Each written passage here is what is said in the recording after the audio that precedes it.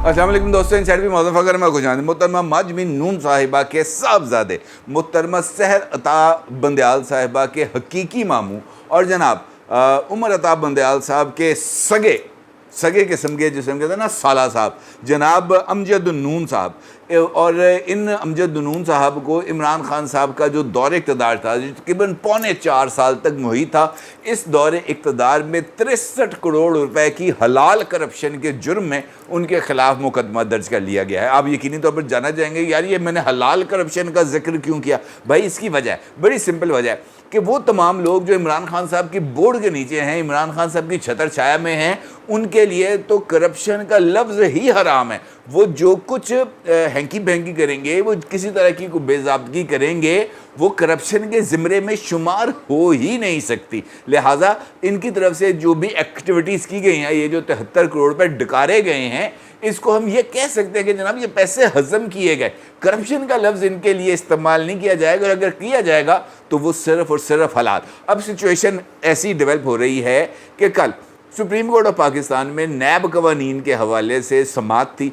50वीं समाअत थी, तकरीबन 15 माह तक ये केस चला। और इसके बाद उमर अता बंदयाल साहब ने, जो कि चीफ जस्टिस ऑफ पाकिस्तान है, उन्होंने इस मुकदमे का फ़ैसला महफूज कर लिया और ऐलान किया कि जनाब मैं अपनी रिटायरमेंट से पहले स्वीट एंड स्मार्ट डिसीजन दे के जाऊँगा। और इसी समाअत के दौरान जनाब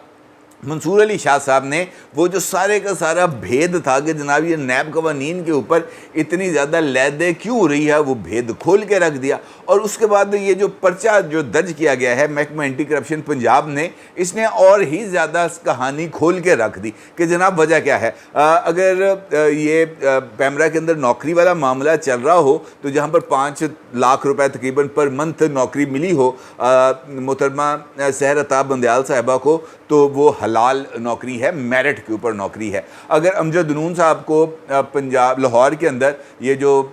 सफाई कंपनी थी, इसका ठेका मिले और वो 63 करोड़ रुपया डकार जाएं, तो ये एक हलाल किस्म का कारोबार था जो उनको मेरिट के ऊपर दिया गया। और उस जगह दिया गया जब उनके बहनोई साहब जो हैं वो पाकिस्तान के चीफ जस्टिस ऑफ पाकिस्तान हैं। ये महज इत्तफाकात हैं, इनका हकीकत के साथ कोई लेना देना नहीं है। अलबत्ता ये बात ज़रूर है कि इस तरह की ये जो सिचुएशन है, ये बहुत सारे सवालात को जन्म देती है। और ख़ास तौर पर इन हालात में जब आखिरी जो है ना 9-10 दिन की कार्रवाई चल रही हो, इन 9-10 दिन के अंदर भी जो लोगों की तवक्कुआत हैं वो बहुत ज़्यादा बढ़ चुकी हों, कैसे? ये एक इम्पॉर्टेंट सवाल है। और इस सवाल का जवाब देने से पहले अगर हम सिर्फ इस एक चीज़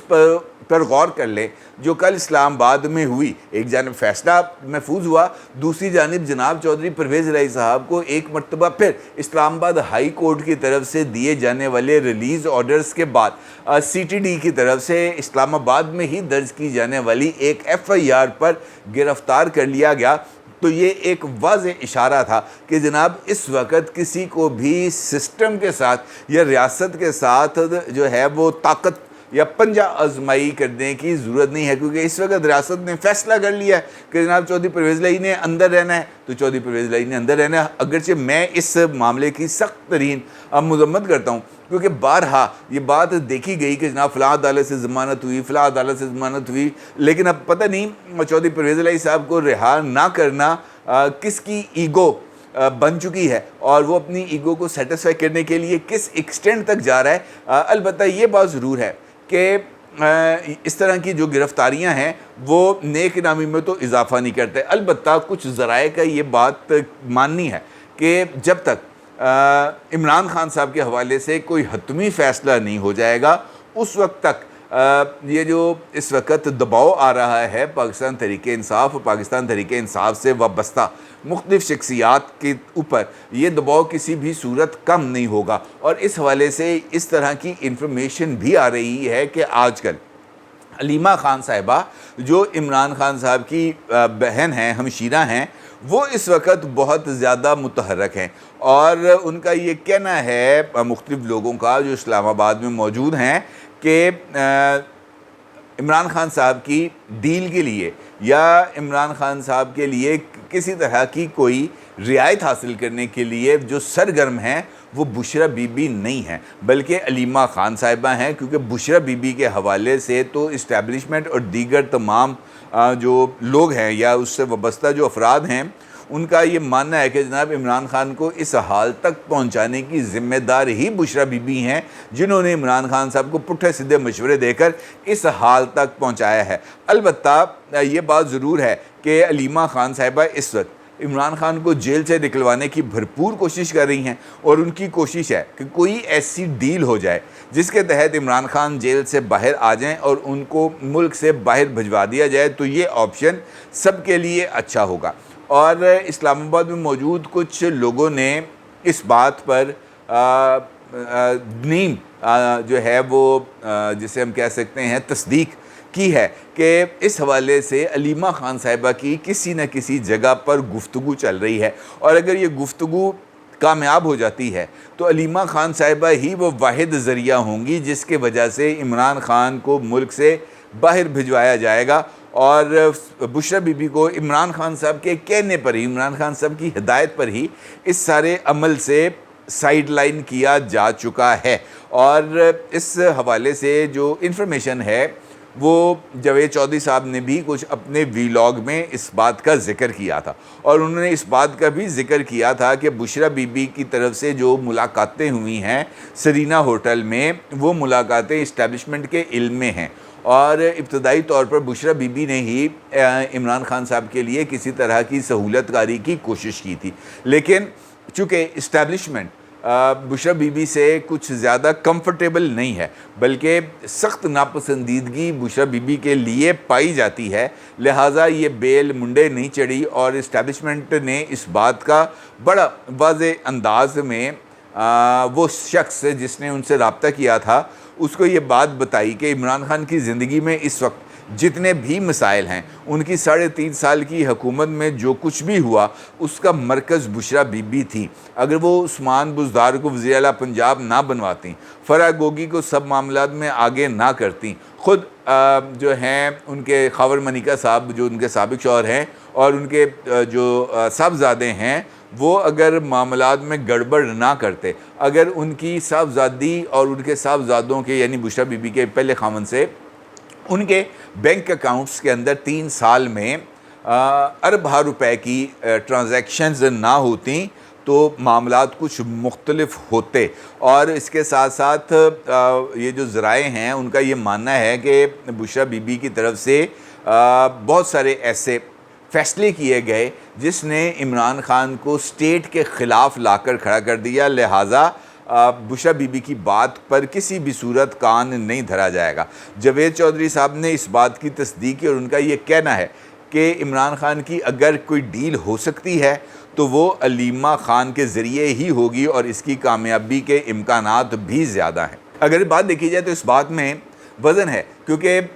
جو چیف آف آرمی اسٹاف ہیں ان کی طرف سے ابھی ریسنٹلی جو ملاقاتیں ہوئی ہیں، جس ریزالو کا ان کی طرف سے اظہار کیا گیا ہے پاکستان کی اکانومی کے حوالے سے، وہ اپنی جگہ پر بہت ہی زیادہ اہمیت کا حامل ہیں۔ اور اگر عمران خان صاحب کے معاملے کو لے کر پاکستان میں سیاسی عدم استحکام ہوگا تو اس کا سب کو نقصان ہوگا، لہٰذا یہ جو استحکام ہے اس کو برقرار رکھنا ضروری ہے۔ اور اگر ملک کے اندر سیاسی استحکام اس وجہ سے آ جائے کہ عمران خان کے ساتھ کوئی ڈیل ہو جائے، یا عمران خان صاحب خاموش ہو جائیں، یا عمران خان صاحب ملک سے باہر چلے جائیں اور ان کی جماعت کو سیاست کی اجازت مل جائے، اور عمران خان اپنے کسی نمائندے کو اپنی پارٹی کا چیئرمین بنا دیں جو بشرا بی بی نہ ہوں، یا وہ لوگ نہ ہوں جو 7-8 لوگ جن کا ذکر آ رہا ہے کہ جناب یہ پہلے موٹر سائیکل پہ تھے اور آج ان کے پاس اربہ روپے کی گاڑیاں ہیں، بلکہ ایک جاننے والے نے بتایا کہ جناب علی محمد خان صاحب جو بھی ریسنٹلی جو ہیں وہ جیل سے باہر ہیں، مجھے نہیں پتہ، یہ ایک دوست نے بتایا جو اسلام آباد سے ہے، انہوں نے کہا جناب علی محمد خان صاحب کو چند روز پہلے ایک ٹی وی چینل میں دیکھا گیا جب وہ وہاں پر آئے تھے انٹرویو دینے کے لیے، ٹاک شو میں شرکت کے لیے، تو کہتا ہے جی میں دیکھ کے حیران رہ گیا کہ وہ نئی رینج روور پہ آئے تھے۔ رینج روور اور بڑی مہنگی گاڑی ہے جناب، رینج روور کوئی عام آدمی تو نہیں لے سکتا، تو اس کا مطلب یہ ہے کہ جو بندہ 8-10 کروڑ روپے کی گاڑی صرف رکھ رہا ہے اور اس گاڑی پہ ٹیشن لے رہا ہے، تو اس کا اپنا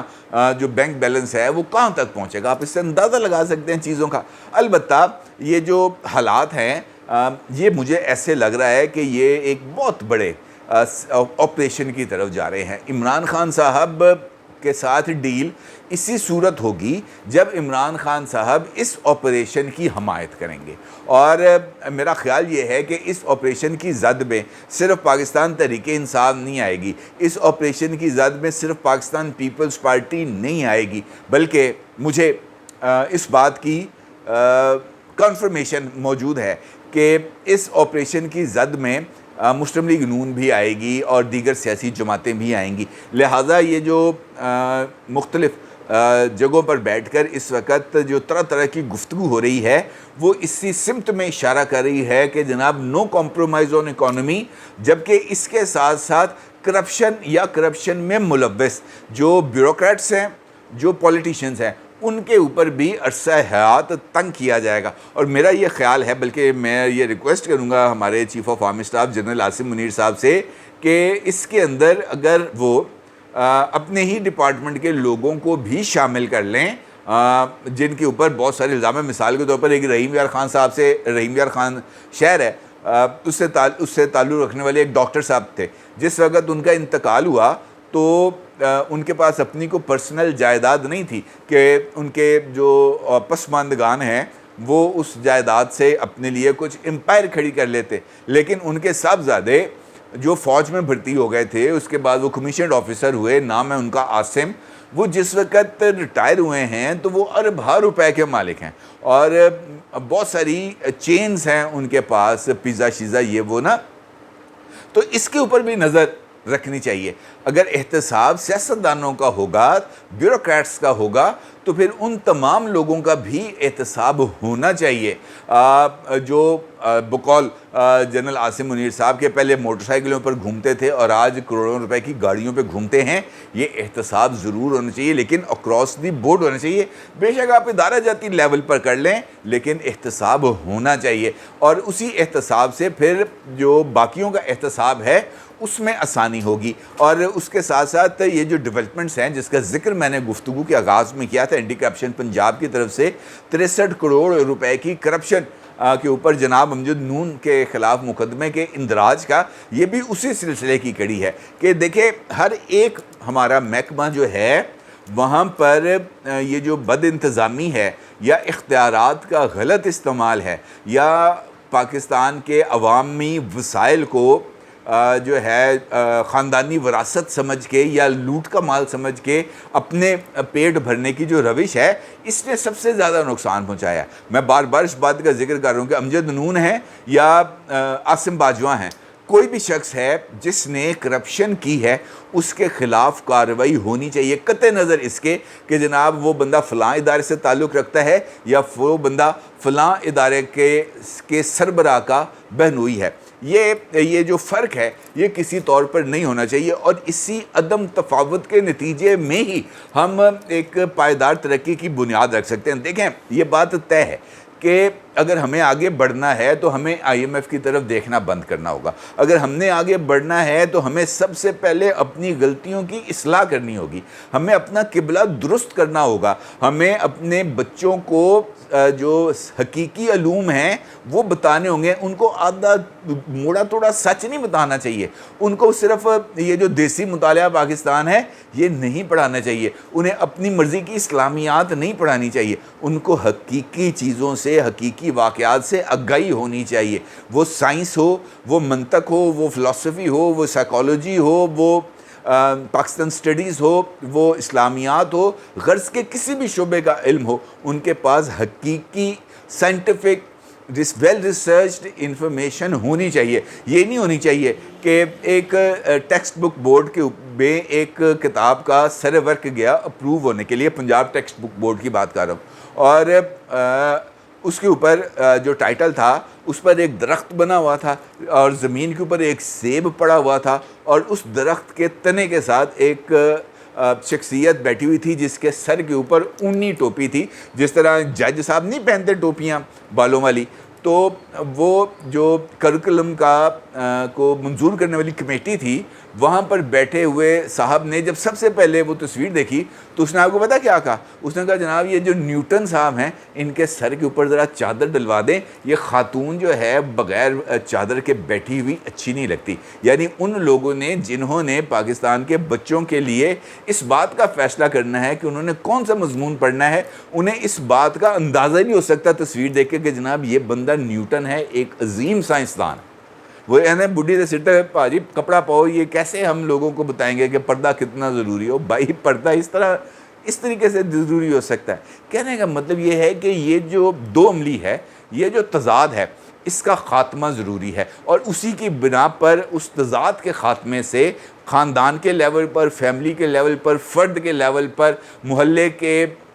اور پھر اس کے بعد ٹاؤن کے، شہر کے، صوبے کے، ملک کے لیول پر اس سارے کے سارے جو فرق ہے اس کو جب تک آپ ختم نہیں کریں گے تب تک آپ آگے نہیں بڑھ پائیں گے۔ اور احتساب بلا شبہ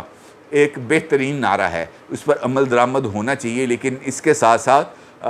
ان لوگوں کے اوپر بھی نظر رکھنی چاہیے جو یہ کہہ رہے ہوں کہ جناب ہمیں معیشت چاہیے، ہمیں الیکشن نہیں چاہیے۔ تو یہ جو بات قانون میں ڈالی جاتی ہے نا